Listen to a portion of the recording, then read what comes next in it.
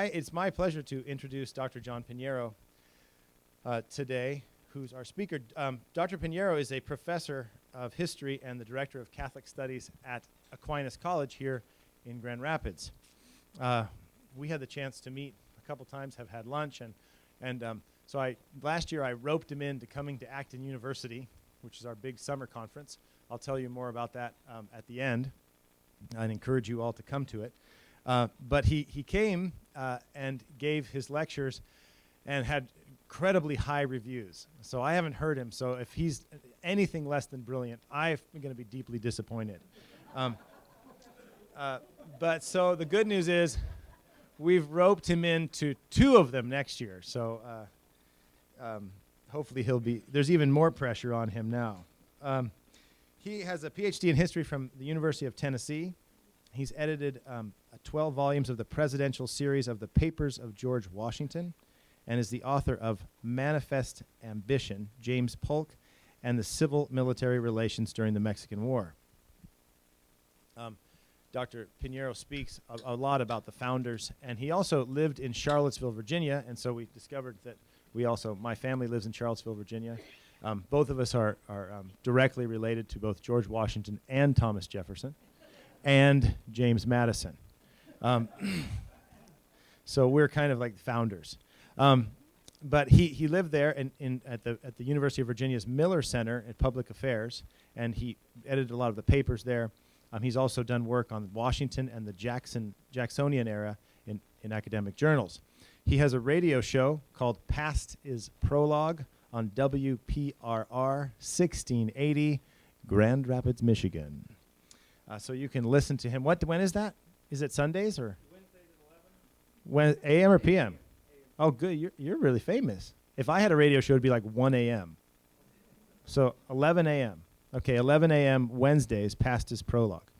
And he speaks, as I said, a lot on a host of areas dealing with the founders and freedom and virtue. And I ask, every time I introduce someone, I ask, is there anything else not on your bio? And he says, well, I've climbed, what's it? Croagh Patrick in Ireland twice, which is a pilgrimage spot. And then he told me that he and his wife drove a Volkswagen bus to Alaska and made it back. So the interesting thing is, probably Father Robert drove a Volkswagen bus. But besides Father Robert Sirico, John Pinheiro might be the only person to ever lecture at an Acton lecture series who actually drove a Volkswagen bus. So we're delighted to have Dr. Pinheiro on virtue and liberty in the American founding. Thanks.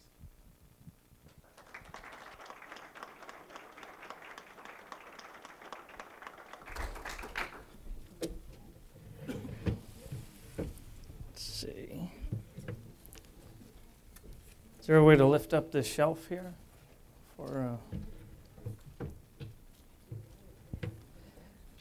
I will say while he works on that, it is true, Michael Miller wasn't at my lecture, so hopefully he won't see me passing out the money so I can get those high reviews again. As my radio, it is true I host a radio program. It is not true I am famous. I call my listeners the apostles because there's 12. So we got that about set? Okay.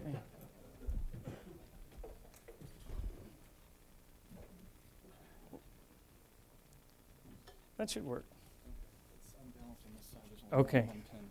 Okay, there's only one pin holding it up, but since this is only a 3-hour lecture, I think it'll hold. I'd like to thank the Acton Institute for inviting me here today. I love talking to or getting out of Aquinas College and talking to local groups. So this is a treat for me, and I hope you find it interesting. If you don't, nevertheless, you can give me high marks on the forums there. But I look forward to the question and answer time, of course, and I'd like to also thank you for coming out today. It's a nice sunny day, so all my weather jokes won't work. So I'm just going to get right into the lecture if we can. The title of my talk is Virtue and Liberty in the American Founding. And so I'd like to start off with a couple quotations from 2 gentlemen you'll be familiar with. The first is Alexis de Tocqueville. The second is Lord Acton. And of virtue, here was Tocqueville's question. What is virtue if not the free choice of what is good?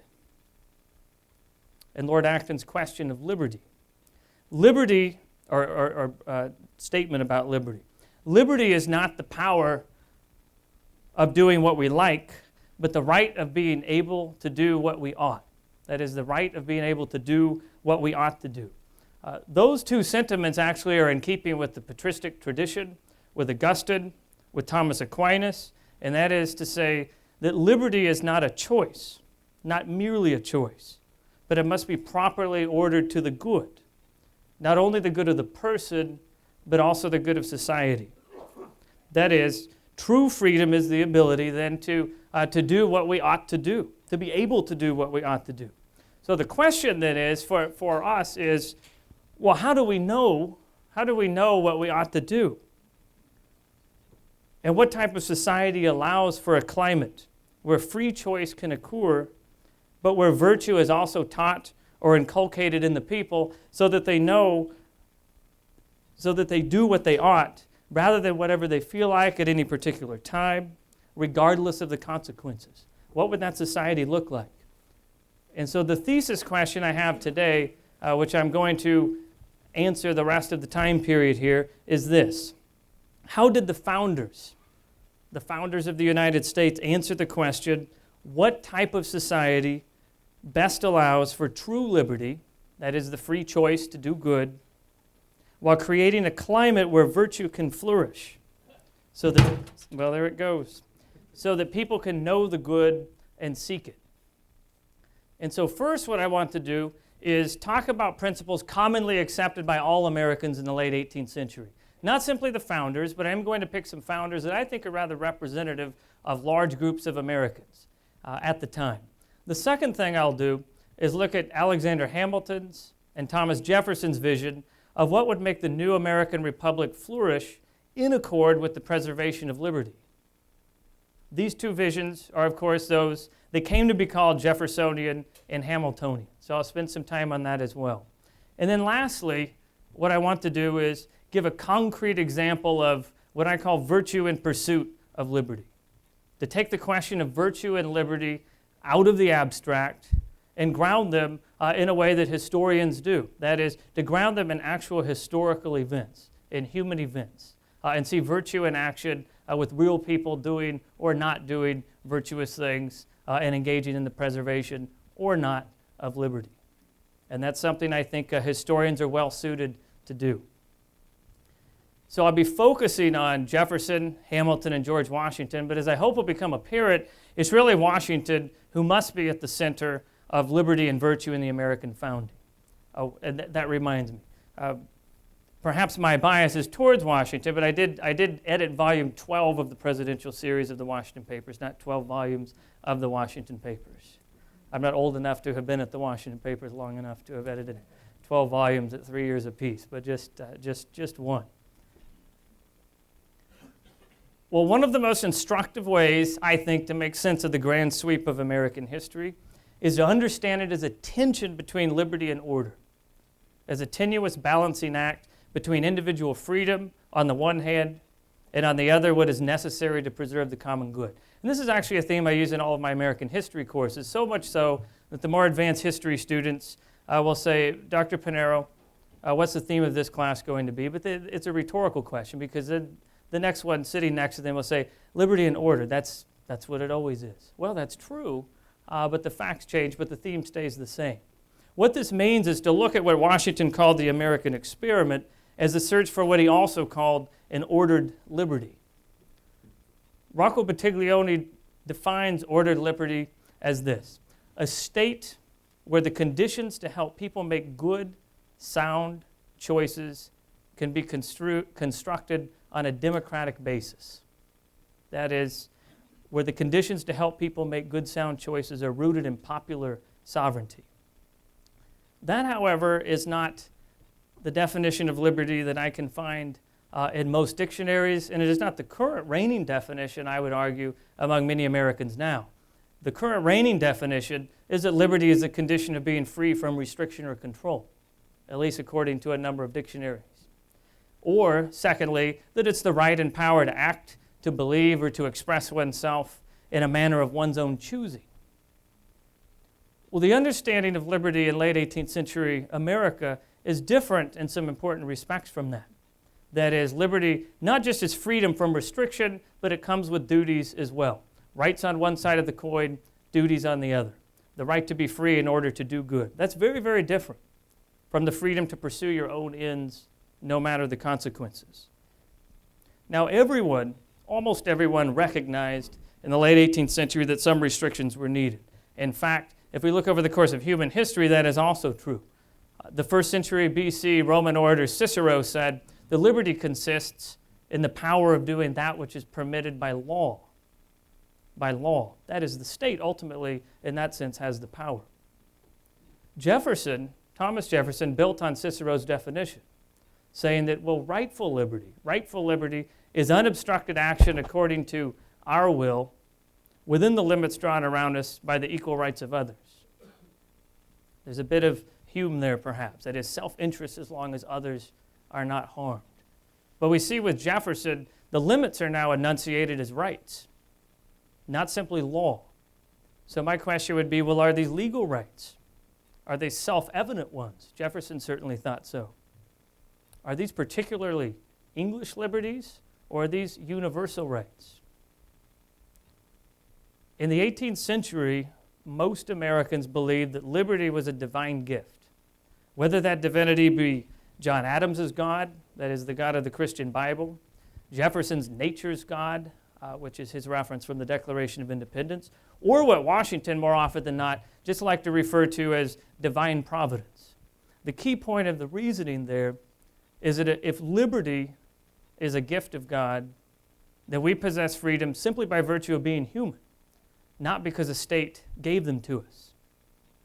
And what the state hasn't given to us, the state cannot justly take away. We do, however, recognize restrictions on our freedom to ensure order in society, or what the Constitution calls domestic tranquility.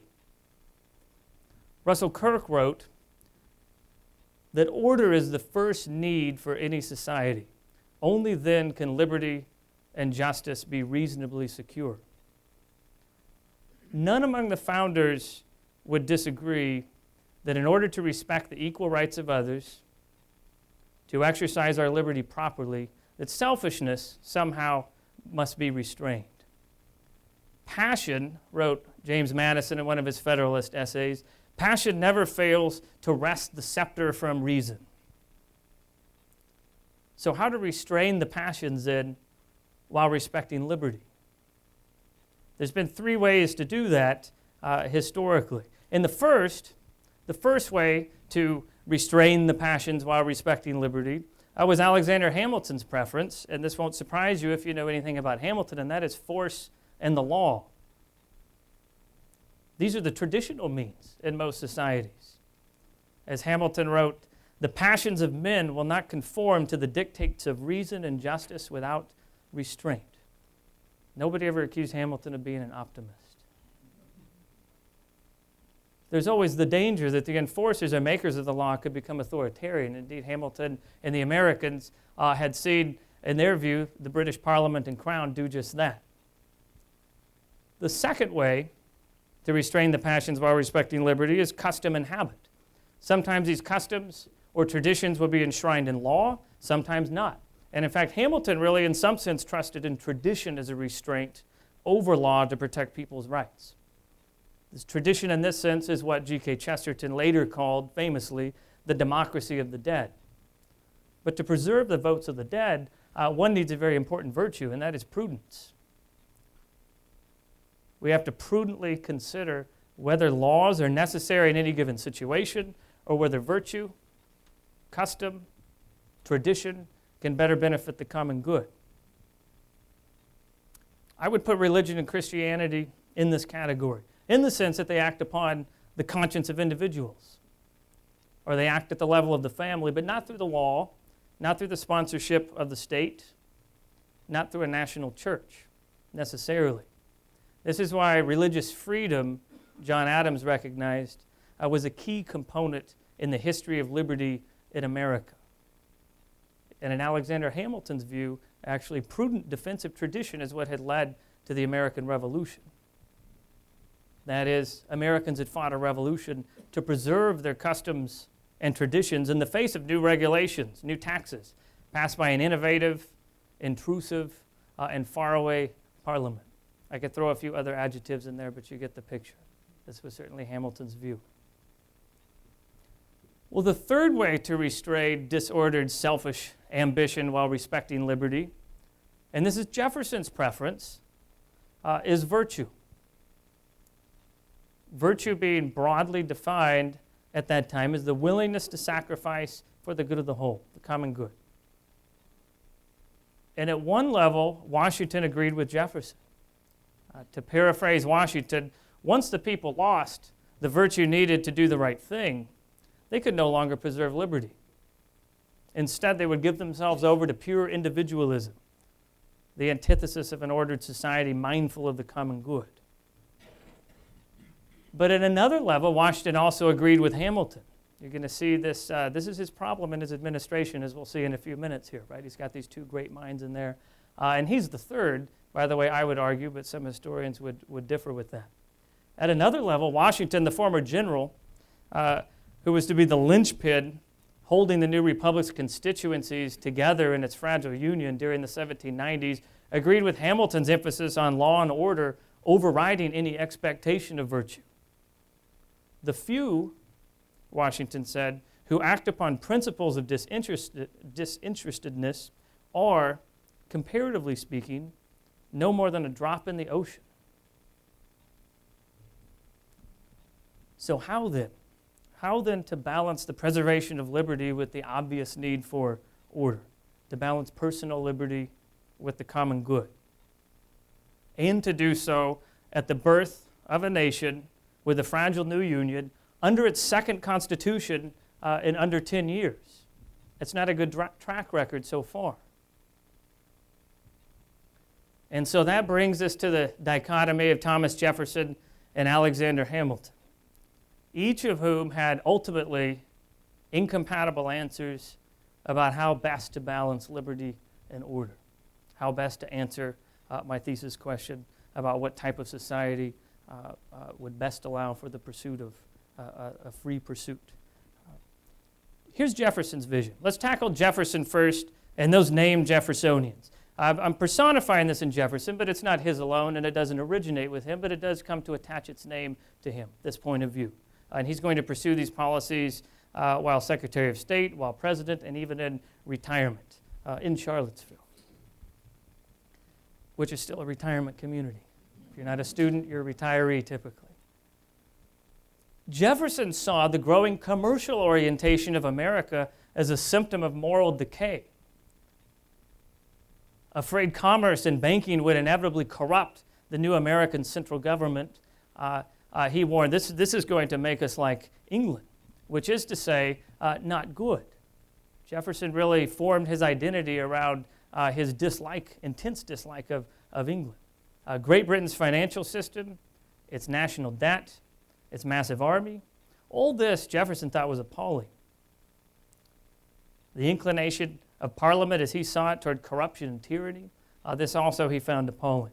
Based on all this, this is what lay behind Jefferson's conclusion that the weaker the central government, what we would now call the federal government, the weaker that government, the better. Sure, it needed to be strong enough to collect a few taxes, to defend the country, but that was it. And so what Jefferson favored instead of a centralized commercial republic was a decentralized agrarian republic. That is, an agrarian republic, a nation of farmers. My dad is a farmer. If I told him he was an agrarian, he would be impressed. We're just talking about farmers. Certain kind of farmers, though, for Jefferson. These are the yeoman farmers. Jefferson idealized these farmers, and what he said was these yeoman farmers, these small family farmers, farm their own land, not for greed or profit, but just to subsist, just to live well. They're not beholden to an employer like an employee. They're not at the mercy of a banker because of debt. And so that's the reason why these farmers, these yeoman farmers, precisely because subsistence made them independent, this is why they, he said, and they alone really possess the necessary virtue to act rationally, to cast honest votes, and thus to jealously guard their liberties. Jefferson actually thought that all people were rational and naturally good if left uncorrupted by commerce, industry, and cities. Jefferson said of farmers, God made their breasts, quote, a peculiar deposit for substantial and genuine virtue, end quote. So for Jefferson, the human person starts virtuous so that only in a pure state of nature, a la Rousseau, only in a pure state of nature in the idyllic life of rural America could he hope to remain virtuous. So corruption does not come from within in Jefferson's view. It does not come from original sin, but rather from things themselves. These things corrupt people. Corrupt people do not make systems of trade or finance corrupt. Rather, that commerce corrupts otherwise pure men, he seemed to think. So put another way, just to put a final point on it, Jefferson didn't think virtue could flourish in a commercial urban society, and he didn't think virtue was enough to ward against the arrogation of power inherent in the government of centralized states. So what he called for and what he hoped for was a permanently, largely agrarian society, which he thought would be the type of society most likely to form and maintain a population of virtuous men. Jefferson certainly doesn't agree that virtue has to be the bedrock of any country that subsists on popular sovereignty. But they're virtuous then, and that they never lose their love of freedom and they jealously guard it. We'll revisit Jefferson's view later, but that's pretty much it in a nutshell then. Weak central government, strong state governments to ward power against power, a decentralized agrarian republic, dependent on the yeoman farmer's virtue to elect what he called the natural aristocrats, that meant people like him, by the way, to office. Those would be the learned, property-owning gentry, blessed with the leisure time to do their duty for the state, largely due to the institution of slavery. And so let us now turn to Alexander Hamilton's view. Mr. Hamilton. Hamilton, unlike Jefferson, did not think people were inherently good, rational, or that virtue alone could sustain a republic. Hamilton's the opposite of Jefferson in many ways. His concerns tended towards preserving order, not liberty like Jefferson. Very much inclined towards centralization, but again, even Hamilton would faint and then wake up and then faint again if he saw the size of the current federal government. So we want to take these things relatively if we're talking about centralization and his views on that. But Hamilton wanted to use the authority of a muscular national government to speed up commercialization and guide economic development. But where do you look for a model of such a place in the late 18th century? Where do you look for a model of a modern financial system to help build what he believed could someday become the world's most prosperous nation? And he said this time and again.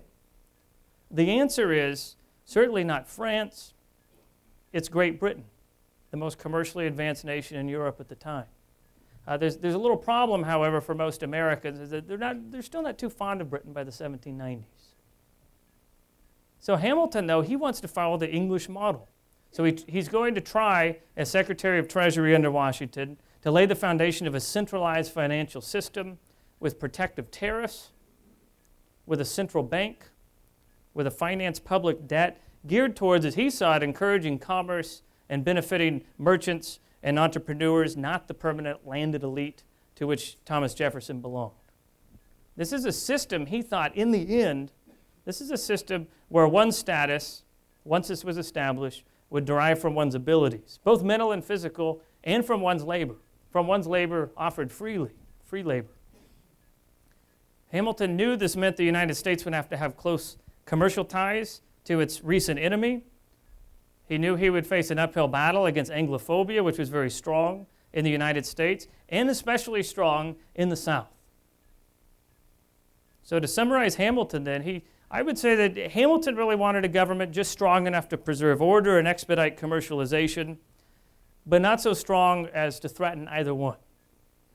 A modern commercial republic with close financial ties to Britain, with a strong central government relative to weak states.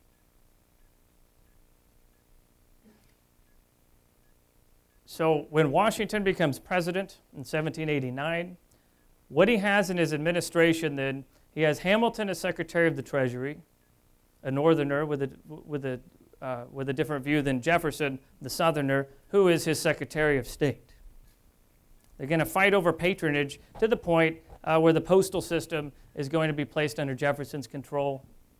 I'm not sure what it has to do with the State Department or foreign policy, but what it meant was that's a lot of people you can appoint and pay. And Jefferson thought, Hamilton, he's got enough employees to collect customs and things. So they want to balance out their patrons. So there's a lot of turf wars already at that point.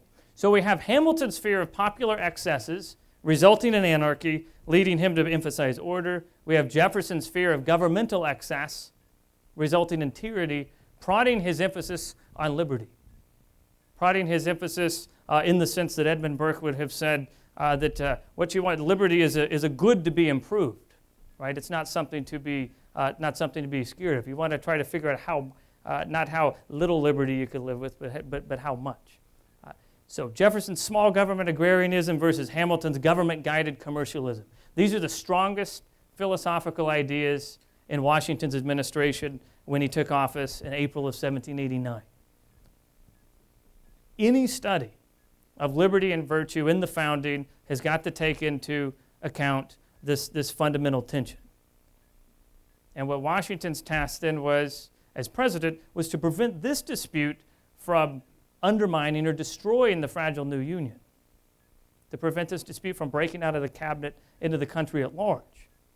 So he brings these two men into his cabinet, and it is true to say that the leading policy ideas do not necessarily originate with President Washington. But what do originate with him are prudent, temperate, and far-sighted leadership. And also fortitude in the sense that St. Augustine used fortitude, and that is love bearing all for the sake of the object loved. In this case for Washington, that object would be the Union. The Union is the only means, as he saw it, of human flourishing for Americans. In his first inaugural address, he's going to call the United States his country. It's going to be many, many, many years later before the majority of Americans are also going to refer to the United States as their country, as opposed to perhaps their state, as Robert E. Lee did in 1860 when he said, I can't fight against my country, and he meant Virginia. Washington did have his own views on liberty and its relationship to virtue. Early on in Washington's life, what he understood is that he needed to play the role of the virtuous gentleman in order to become one. And that by striving to play the role, by striving towards an ideal outside himself, he would become virtuous himself.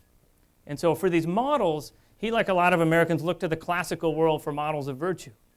And he was very, very much influenced by the Stoic philosophers of the Roman period. In fact, a good friend of mine, Frank Grizzard Jr., who's now editor of the Lee family digital archive at Washington Lee University, but used to edit the Washington papers with me, he describes Washington pretty much as a Stoic. And so here's what Stoicism was. Stoicism had believed in a divine plan, that reason was a divine gift of good gods, that you could use reason to discern the divine plan. They had emphasized the four cardinal virtues, that is prudence, temperance, justice, and fortitude, that those could be discerned by reason. So you follow the plan and you accept it. Practice the virtues to be happy. Cicero, who really in a lot of ways was a Latinized Stoic, although I'm getting into deep water if I talk too much about Cicero, not really my field, a little bit earlier than 18th century America. But what Cicero said was that the right thing is always advantageous, even if we don't always clearly see what the advantage is. Washington would have agreed with that. But Washington also was a Christian, which meant that to those four cardinal virtues, he would add faith, hope, and charity, working to avoid mere consequentialism in the actions of people and in the practice of the classical virtues. That is, these are there to teach us what we ought to do. And so religion inevitably has to enter the picture if we're going to talk about liberty and virtue. And we're going to talk about the early United States. In Washington, in his resignation speech from the Continental Army in 1783, this is a person who is very good at giving farewell addresses. Washington had closed that speech to Congress, it's a very short one, by, quote, commending the interests of our dearest country to the protection of Almighty God. And he did that a number of times in his first inaugural. And then as he was getting ready to leave office in his more famous retirement announcement, the farewell address published in late 1796, he made the same point. That is, without religion, a republic is doomed to decline rapidly. It's important to know that for Washington, who spoke often of providence, of the divine architect, but rarely of God, and never, to my knowledge, of Jesus Christ, these are pretty rare but pointed words, bringing in Almighty God and talking about religion. The Constitution and prescriptive laws can only do so much, Washington thought, to guard against the dark but ineradicable aspects of human nature. If Americans really are going to establish justice and ensure domestic tranquility, then in his farewell address, Washington said, quote, religion and morality are indispensable. Morality issues from religion, not the other way around. And Washington condemns abstract theorizing of the kind that John Adams and Jefferson later entertained in their old age about whether morality can be maintained without religion. Quote, to quote Washington, religion and experience both forbid us to expect that national morality can prevail in the exclusion of religious principle, end quote. So this need for virtue, for morality, that is for piety, applies equally to the governed as well as the governors. Indeed, piety, Washington said, quote, is the necessary spring of popular government. And so these are the principles in mind. These are the principles he has in mind when he seeks to avoid having his administration given over to either Hamilton's or Jefferson's ideology. Not that Washington doesn't have his own opinion about the future of the United States. In his own opinion, in the long run, he thought a diversified commercial order encompassing every region of the country, encompassing agriculture and industry, that diversified commercial order was much more favorable than Jefferson's yeoman republic. And that sentiment more closely matches the James Madison of Federalist Paper number 10 than it does the Republican James Madison, as we'll see, of the 1790s. In Federalist number 10, Madison had argued that while the regions of the United States are diverse, it is in the variety that makes them strong and interdependent, but only in union. The union, therefore, to go back to quoting Washington, ought to be considered a main prop of your liberty. He didn't say the main prop, but he said a main prop of your liberty. And that the love of one ought to endear you to the preservation of the other. If you love liberty, you'll preserve the union. Order leading to liberty, I would argue. And so Washington, he's focusing on keeping the conflict between Hamilton and Jefferson and their supporters from endangering the Union. He's pretty successful in his first administration, but then by 1792, there's some very nasty and bitter editorials appearing in newspapers around the country, criticizing Washington, calling him a monarchist. Then there's people criticizing the criticizers. And who's really doing this, of course, is Hamilton and Jefferson and their supporters, all written under pseudonyms. So it's Jefferson and Madison, Washington's own Secretary of State, who's behind most of the criticism by 1792. So Hamilton's rebutting these criticisms, Jefferson's attacking Washington. It's a highly public feud. Washington says, okay, here comes another farewell address. I'm done with this. I'm going back to Mount Vernon. I'm going to retire. I've done the duty that's required of me for my country. But both Hamilton and Jefferson come to him, and on the only thing they really agree on, they tell him that he's indispensable, that the Union's only going to survive if he stays, so he agrees to stay for another term. The real showdown between Hamilton and Jefferson occurred during Washington's second administration, which began in March 1793, and the main flashpoint of that conflict is American policy towards revolutionary France. And so now I want to get into what's the third part of this lecture, and that is a very particular historical circumstance, and that is, what does the United States do about the revolution in France? The French Revolution broke out in 1789 in the name of liberty, and initially it was cheered by most Americans. The French said they were fighting for liberty, and there's no reason to question that. But the revolution quickly turned more and more radical. Then in 1792, the monarchy was abolished, followed by a collapse of the first revolutionary constitution, and then came a series of massacres. By January of 1793, the revolutionaries had assassinated their king and queen. The next month, the French revolutionaries declared war on Great Britain, the Netherlands, Spain, Austria. I think that's all. In America, popular sympathies were still with their recent ally, the French. Washington's response, as had become his custom by this time, was to call on his cabinet. I mean, he, even using them as a cabinet, had created our concept of the cabinet, to discuss policy toward France in a reasoned, methodical way. Well, in discussions, Hamilton favored neutrality. Jefferson opposed it. Jefferson claimed that so-called neutrality would not be neutral at all because it would help Britain more than France. Britain had a superior navy, so if you're going to trade with both countries, and one country is blockading the other, guess who you're only trading with? Well, you're only trading with the country with the powerful navy. So this is true. This would be a pro-British neutrality. But Jefferson and his followers, though, were fans of the Revolution. They didn't want real neutrality either. What they wanted was a pro-French policy. Jefferson, I would argue, was quite naive.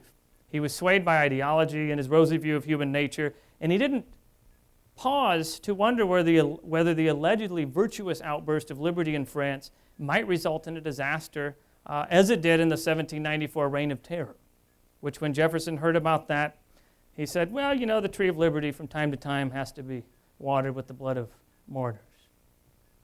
Or if there was an Adam and Eve left in just only an Adam and Eve left in every country in the world but left free, that would be better than it is now. Now, in Jefferson's defense, I'm not sure that he knew how many thousands of people had been killed in those massacres in 1794. Well, by contrast, though, Hamilton was very skeptical of the French Revolution. He saw it as a test case of radical democracy, which is to say he thought it would fail. And it seemed to be failing the test miserably. But Hamilton's not innocent of ideological motives either. He realized, just as Jefferson did, that war with Great Britain would undermine his financial system, and so he did want a pro-British neutrality. So here's this major test of Washington's leadership. There's a potential for throwing the United States into a ruinous war that could destroy the Union in several different ways. But Washington's prudent in this case. Prudence being the political virtue. And Washington did what some of our contemporaries have forgotten. Namely, quote, it's a maxim founded on the universal experience of mankind that no nation is to be trusted farther than it is bound by interest, end quote. So really, he disagrees with both Hamilton and Jefferson. They each believed, along with most Americans, by the way, that the future of the United States depended on who emerged the victor in Europe. But Washington didn't want the United States dependent on any European nation or any state of affairs in Europe. U.S. security and its future depended only on whether it enjoyed the time and safety to develop economically and commercially, Washington thought, while cementing fondness for the new Union, which again he thought was necessary for the preservation of liberty. So here we see with Washington, in this case, we're going to see fortitude. Public opinion is against him. His own cabinet is against him. And in the face of public opinion in his own cabinet, in April of 1793, while Congress was out of town, which is a great trick, another precedent set by Washington, while Congress is out of town, he declares neutrality towards the war in Europe.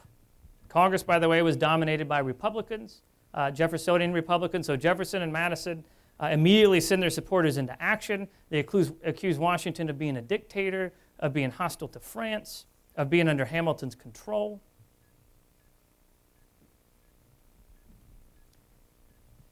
Meanwhile, France's new ambassador arrives in the U.S. and sets about trying to raise an army of Americans to attack Spanish possessions. He's funding pirates out of Charleston Harbor, sending them to attack British ships in American waters. He's prodding Americans to ignore the president.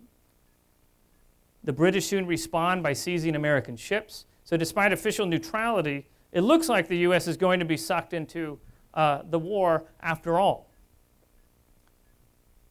So Washington sends John Jay over to Great Britain, who secures a treaty in November of 1794 that's not put into effect until early 1796, but he secures the treaty in early 1794 for peace with Britain. And these terms in this treaty were really embarrassingly favorable to Britain. It was very, very unpopular, but it did prevent war. Like neutrality, the Jay Treaty, as Washington saw it, was the only prudent course of action for the young country to take. And so this is really the context of his famous farewell address. That is, he is giving an apology, a defense of his actions. When he's talking about alliances in Europe, for example, he's giving an apology for these answers in late 1796. And he advises Americans in that farewell address to cultivate peace with all nations. And to Republicans, this means to Great Britain, but to the Federalists, of course, this means towards France. So there's an unmistakable message in there for the Federalists also, for Hamilton's supporters. And then Washington says in that address, religion and morality enjoin this conduct. Religion and morality enjoin this conduct. And can it be that good policy does not equally enjoin it? There's echoes of Cicero there. That idea that acting virtuously can never be disadvantageous, even for a country. I know Mr. Machiavelli would disagree. Good policy ought to flow from morality and virtue, which find their source in religion. Quote, the permanent felicity of a nation is connected by providence with its virtue, Washington said. He is the thinker on virtue in that administration, I would argue. I am arguing. Well, I have some final thoughts to pull all this together, to pull the history in with the mention of virtue and liberty, Washington, Madison, Jefferson. Jefferson's vision of an agrarian America, which is one I'm temperamentally disposed toward, I will admit, was one rooted in the necessity of the institution of slavery, and one which ultimately ignored the creative impulse of the human person and the drive to achieve excellence. And if you would like in the question and answer time, I could elaborate upon that. Madison understood that, quote, if men were angels, no government would be necessary, true enough, and that the Constitutional Convention had called for an even more powerful central government than the one found in the Constitution. And yet he sided with Jefferson and the Republicans during the 1790s due to how he saw events unfolding during Washington's administration. That is, he's responding to events. So when we talk about liberty and virtue in the American founding, in terms of the ideas of the founders, men like Washington, Madison, Jefferson, Hamilton, it's easy to forget that these were men, not unchanging statues of marble who held the same opinion at every time in their life. All believed, however, that virtue was critical to Republican government in the preservation of liberty. Like the ancient Romans, the founders recognized that public virtue was the foundation of Republican government. This virtue, composed of 7 virtues that could be named, the cardinal virtues, the Christian virtues, ultimately meant the willingness to sacrifice for the common good, but not in a presentist sense with no concern for tomorrow. This is the common good in the way Edmund Burke would have used the term, a recognition of one's place in a community of souls composed of past, present, and future. So what the founders disagreed on is what type of society best allows for true liberty, that is the free choice to do good, while creating a climate where virtue could flourish so that people can know the good and seek it.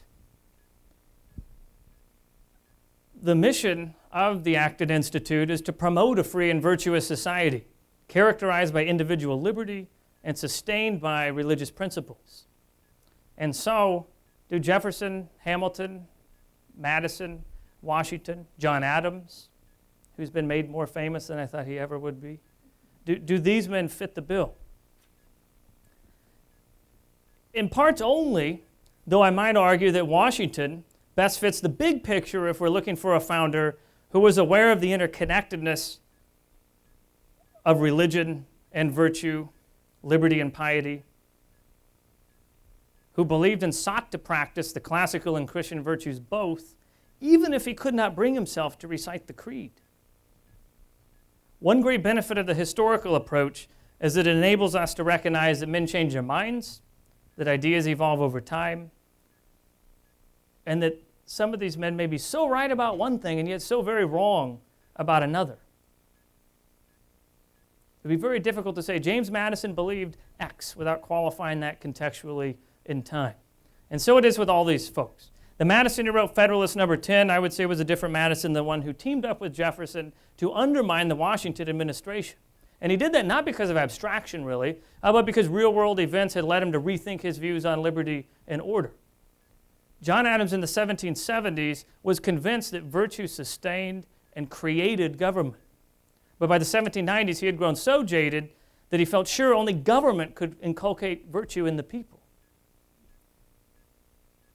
The same Jefferson who wrote of the right to life, liberty, and the pursuit of happiness also would have thrown the country into a transatlantic war in the 1790s that surely would have destroyed the new Union. Yet to those who believe in promoting a free and virtuous society characterized by individual liberty, the Jefferson whose idea of the relationship of the federal government to the states and to the people, that Jefferson clearly bears a greater resemblance, those ideas have greater resemblance to the principle of subsidiarity, and so consequently is preferable to the Hamilton whose idea for a commercial society involved the heavy centralization of power. Now, it's true that Hamilton recognized with Edmund Burke that our love proceeds outward, that is, from family to neighbor to country, getting more and more general. But that's not really apparent in Hamilton's policies. Yet it was Hamilton who sought to free the creative spirit of Americans by liberating them from slavery and the myopic agrarianism of Jefferson by promoting a diverse commercial society, wherein freedom would allow citizens to pursue their best interest, unencumbered by government intrusion, but secure from disorder and equal under the law.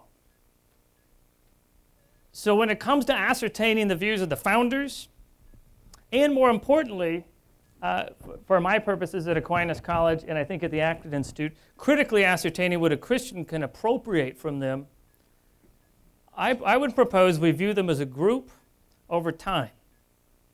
Hamilton's recognition of the benefits of a commercial society, the wisdom of Madison about the necessity of government, the recognition of the inseparable link among God and liberty and virtue, which John Adams believed in, and the proof, importantly, offered by Washington that virtue could be practiced. That's an important thing to know. And over all these, the absolutely necessary recognition of a higher moral law, be it natural or Judeo-Christian. So this is a view that is built upon the exercise of the classical virtues, but one which recognizes that in a republican form of government, where the people are sovereign, the Christian virtues of hope, faith, and charity are absolutely necessary to avoid a leap into the abyss of relativism that can only bring libertinism on the one hand, oppression on the other, but not true freedom. And so as John Adams told Thomas Jefferson in 1813, when they were just beginning to make up, quote, "The general principles on which the fathers achieved independence," end quote, were unalterable and part of human nature, and these were, quote, "the general principles of Christianity and the general principles of English and American liberty," end quote, acting together to produce liberty and virtue, but fed by those same sources. That, I would say, is liberty and virtue in the American founding, and that also brings me to the end. And hopefully the podium will stay put together for question time. I think there's questions, is that right? Thank you.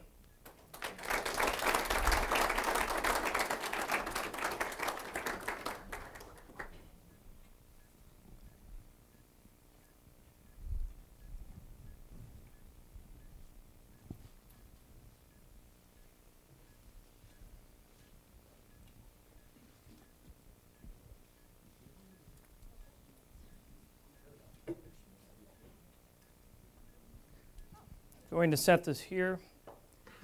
Apparently you thought this was church or an opera, so you were trying to stay out of the first. John, thank you. Yes, I'm I here. see you. Sometimes if no one else starts, I'll start then. Okay. We'll get some people going. Could you talk just a little bit about, you kind of got into it later on, but I guess two areas. One, Jefferson and some of his Rousseau. Would you say he has a Rousseauian vision of kind of human perfectibility as opposed to, say, a Judeo-Christian vision where only Jesus Christ can perfect our nature and that we don't immanentize kind of the final times, the eschaton, but that instead, where would you kind of put Jefferson in that? Because he kind of seems to vary, as you point out. And then related, the second one is, can you also talk quickly about natural aristocracy and how Tocqueville, on the other hand, worried that democracy would lead towards electing the lowest kind of common denominator of people to Congress? Not that we've seen that in any way, shape, or form. It's going to be tough to contextualize that, but we'll try. I don't know if people can understand that concretely. It's very abstract about low-class people in Congress, but we'll try our best. Right. Okay. Well, let's take Jefferson and Rousseau first then. Rousseau's thought, although not he himself, because he was not around by that time and didn't really promote violent revolution as far as I know of Rousseau, but Rousseau's thought did help instigate the French Revolution in many ways. And what Rousseau had said, that idea of the noble savage comes out of Rousseau, and this is how Thomas Jefferson thought of American Indians, for instance, which is very different than he thought of African Americans, that is, those of African ancestry who were the slaves, his slaves at Monticello. And what he thought about the American Indian was that because they had been uncorrupted by civilization, by cities, he had never been down to central Mexico, so just work with Jefferson here. He's thinking of it as hunter-gatherers. The closer they are to nature, the less corrupt they are. So it's like Rousseau. Rousseau, as a student, wrote an essay in which he argued that civilization was not the cure for humanity. This is not what brought us out of barbarism. It's really civilization that was the problem. The more civilized we became, the more interconnected we became, civilization is what had turned people into barbarians and created the decadent late 18th century society in Europe. And when Jefferson visited that and he saw the cities of Europe, and he had a good times by all accounts, I thought, in Paris, he did not want that for the United States. And so there's always this myth of the United States as an Eden-like place where mankind can start anew in purity. But you couldn't do that if you started to build up cities and systems like that which existed in Europe, because inevitably the people would be corrupted. So if you want to prevent that, here you have a chance to start everything all over again. So why would you want to build it the same way all over again? He thought that the American Indians practiced virtues in a way that Europeans did not. He thought that was conditioned by history, by environment, that is, right? By environment. But that's what I meant by comparing him to Rousseau. Okay? That is, a very positive view of human nature, if left uncorrupted by civilization, cities, commerce, and trade. Jefferson, of course, however, was not a yeoman farmer. And one of the events in history that proved him wrong about the yeoman farmer was that when he did buy Louisiana, the large Louisiana Purchase in 1803, the result was not yeoman farmers rushing out to pull up virtue from the ground with their own bare hands, right? The result was Americans fighting over slavery and trying to head out west and either start commercial farms in the north without slaves or commercial plantation operations in the south with slaves. In other words, they wanted more than subsistence. It's easy to romanticize subsistence from the top of Monticello. Now, your second question about natural aristocracy, one of the things Tocqueville does such a great job at, I think, in his Democracy in America, and I teach a class at Aquinas where this is really the main textbook, Tocqueville, which scares the students till they get into it. And then they're less scared, but that's okay. Tocqueville warned and talked, I think, in a pretty open and honest way about the three types of government identified by Aristotle, which were government of the one, the few, and the many, and that each of those types of government had its own particular problems. And one of the problems of democracy is this tendency to decline over time. that has a tendency to spinning outward and coming apart. So the natural aristocrats, however, in a free country, these are those who are endowed somehow with the reason and the ability to rule over others. However, as I understand it, Jefferson thought that anybody sufficiently educated could sort of work their way into this aristocracy. I know John Adams certainly did. That is, the ability is there. So this is why Jefferson tried to found one of the first public school systems in the country in Virginia, which he failed miserably at, and then he tried to found the University of Virginia and succeeded. But so the natural aristocrats, these are the people who do have the leisure time to know what their duty is, because these are the ones who, they've read Cicero, right? They've read the philosophers. They understand ethical theory. They understand morality. They know their history. These are the people you want to lead you. It doesn't mean they're the only ones who ought to be able to vote for the leaders, but if people are virtuous and independent enough, like these yeoman farmers, they will know to put the natural aristocrats in office. They'll know to do that. Tocqueville then seemed to disagree. Tocqueville could not find any philosophy in America other than what I think I would be putting this word in his mouth, but I'll do it anyway, something more utilitarian. That is, what really works? This was the American concern. What works and what doesn't? Okay, and so maybe it's going to be no surprise then by the late 1800s that one of the unique American philosophies, I think, was pragmatism of the James family. Does that answer your question, Michael? Mostly? Okay.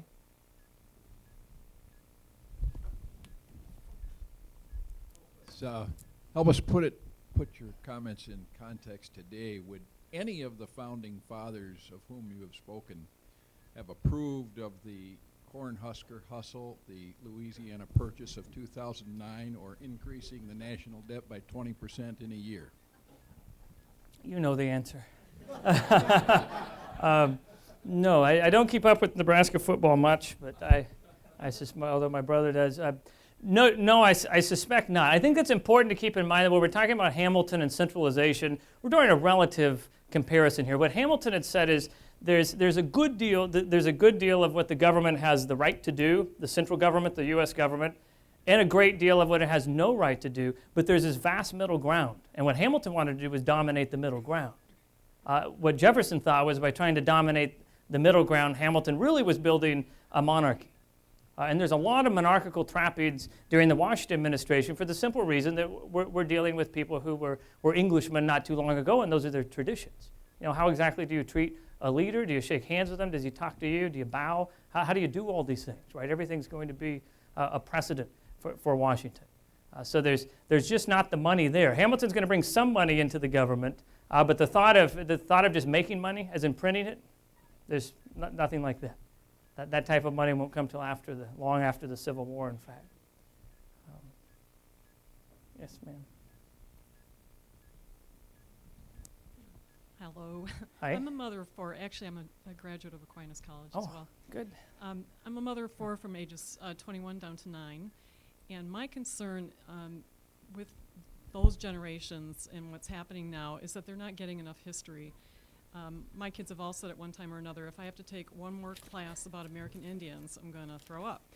And you know, it sounds very noble savage-like, and they act very shocked when I talk about, you know, what really went on in a lot of those savage nations. But they're not getting the whole Christian perspective, the whole religious aspect in public school. I have kids that have been both public and Catholic school. So I'm just wondering, what do you think we can do about this situation? Do you agree with that they're not getting proper history? What are some solutions? At Aquinas, we train a lot of teachers, so I'm fairly familiar with the social studies requirements for the state for K through 12. And one of the things they do not cover in civics, and this surprised me, these are the revised, updated social studies requirements. They do not cover jury duty. And as I tell my students, if there's anything that Americans complain more about, but that is an obvious citizen's duty in a republic and one that's written into the Bill of Rights because it's so important, it would be jury duty. It's not even on there. It's not even in the list.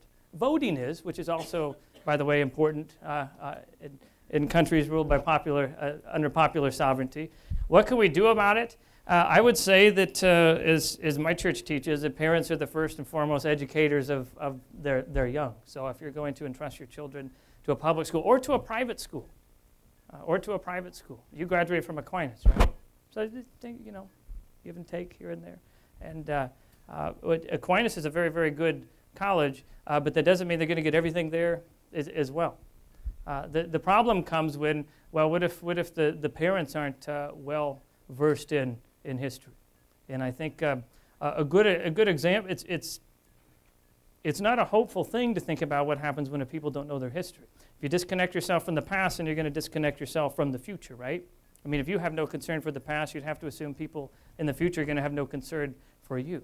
So that leads to sort of a very dangerous kind of presentism.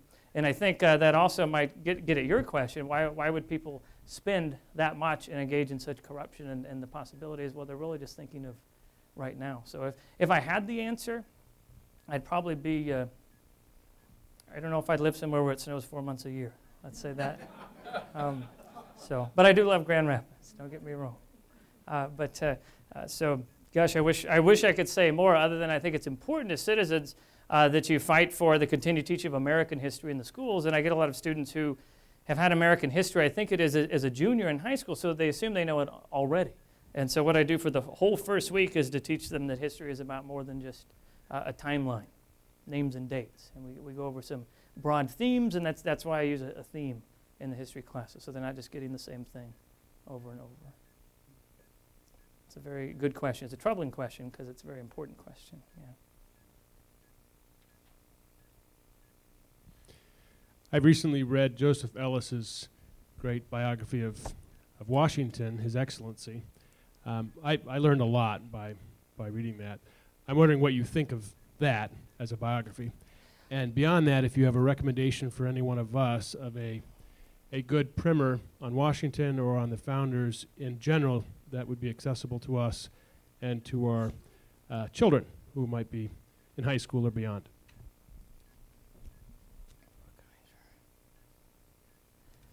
Yes, Joseph Ellis's book on Professor Ellis got in trouble several years ago. I think he had been accused of making up stories in class, and that was sort of a type of plagiarism, making up stories about his own past, that he had fought in the Vietnam War or something like that. And so he was dogged about that for quite some time. But on the other hand, I think that's probably the best and most accessible biography about Washington.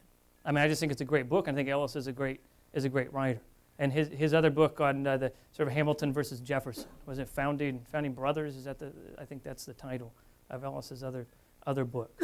So he's an excellent historian, and even his title there, I think that title came from Hamilton, and it stuck. There was a lot of questions about what exactly to call Washington. How do you avoid monarchism? Well, one way is to avoid mention of all titles. So what are you going to call the president?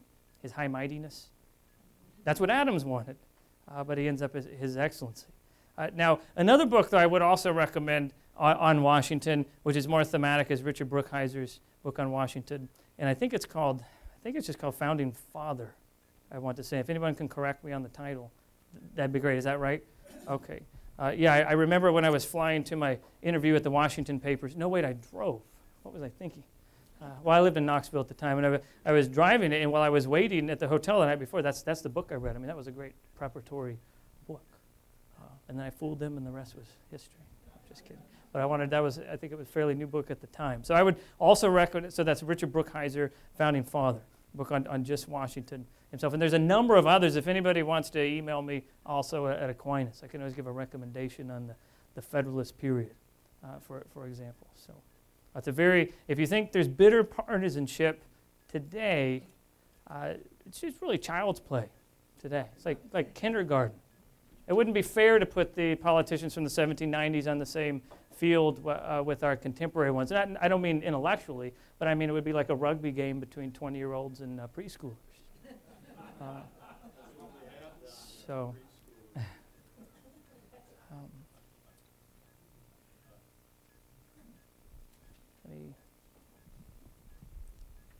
All set.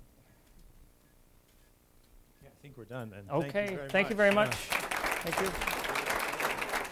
Thank you, Michael. Yep, thank you. Thank you.